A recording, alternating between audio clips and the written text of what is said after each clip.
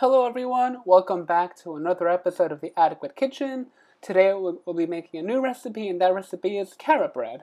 Unfortunately, today's recipe won't be vegan like our last recipe, but that being said, it will be free of any refined sugars. It won't have any white sugar or brown sugar, but instead we'll be using a low glycemic sweetener. And in this case, we'll be using agave nectar. So with all that being said, let's get started.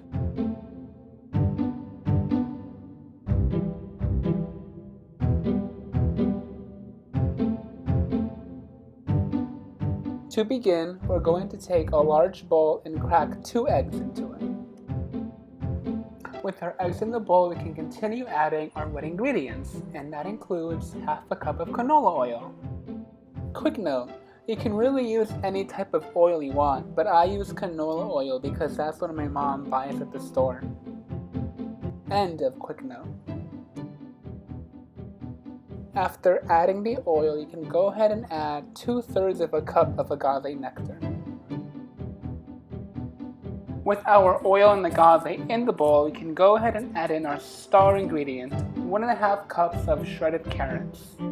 And we'll go ahead and add these in increments, and with each increment we'll just mix in our ingredients with a whisk.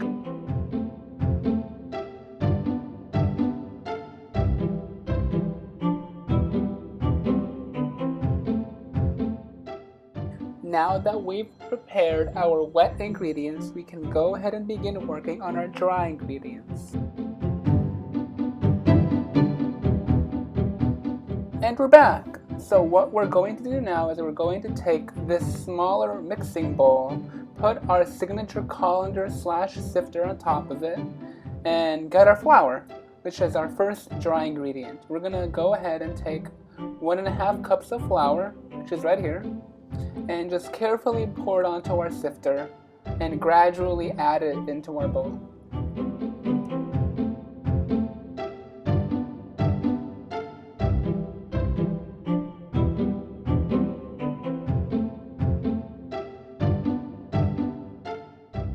Oh, the flour looks so pretty. It looks like snow.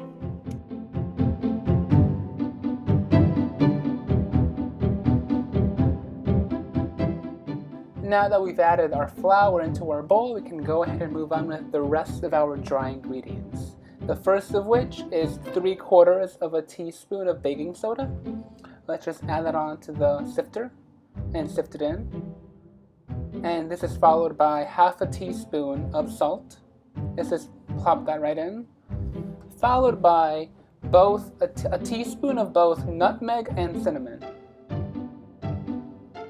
And once we have all of that in, we can just mix it in a little bit with a rubber spatula. With our flour mixture ready, we can go ahead and add in the last of our dry ingredients, 1.5 cups of chopped walnuts. One more quick note, if you're allergic to walnuts, you can totally not put these into the bread. They're totally optional, but I'm putting them in because my family and we love walnuts. End of quick note. So let's add our walnuts in, and once we do, we have to make sure we mix the walnuts into the flour mixer so that all of the walnuts are coated in flour.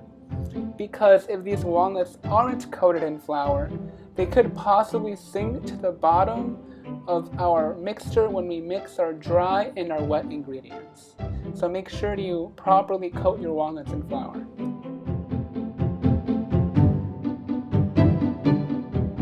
So now we're going to go ahead and take our flour mixture and pour it over into our wet mixture, or our wet ingredients.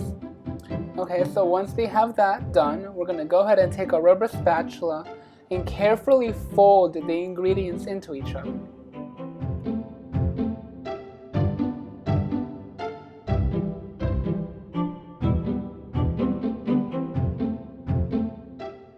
Okay, it may look bad now, but hopefully we get something edible out of this.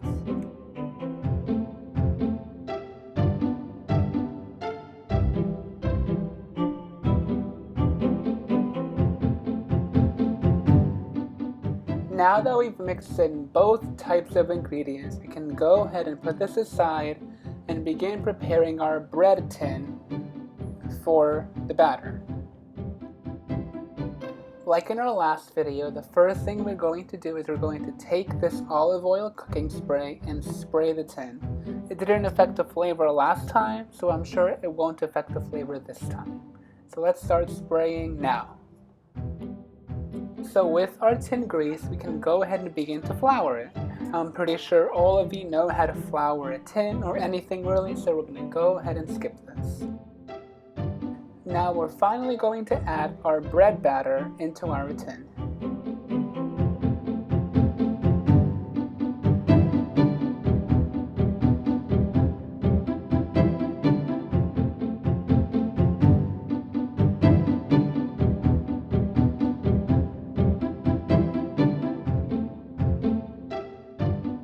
Now that we have our batter in our bread mold, we can go ahead and put this in the oven at 350 degrees Fahrenheit for 1 hour.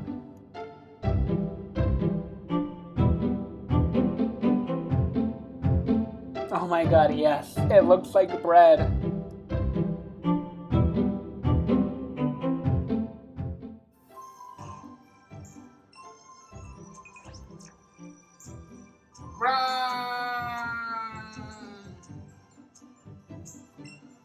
What? No!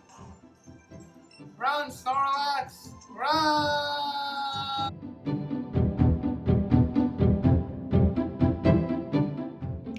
So here's our bread straight out of the oven. I think it looks great. As you can see, we have this nice little crack going down the middle.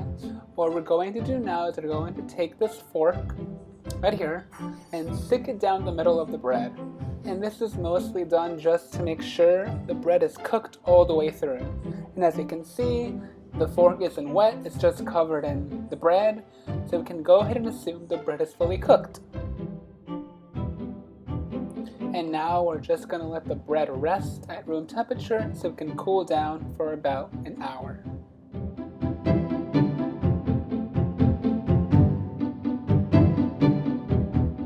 Ta-da! Here it is, the finished version of our delicious carrot bread. I think it looks lovely. I hope you also think it looks lovely. But what we're going to do now is we're going to go ahead and cut into the bread and see the wonderful cross section, if there is one. Cut into it. I'm afraid it's dry. Okay. Oh, it's not dry at all! Hooray!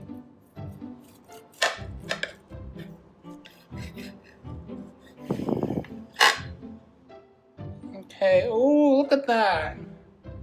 Look at all that. Look at how that looks. Looks so nice.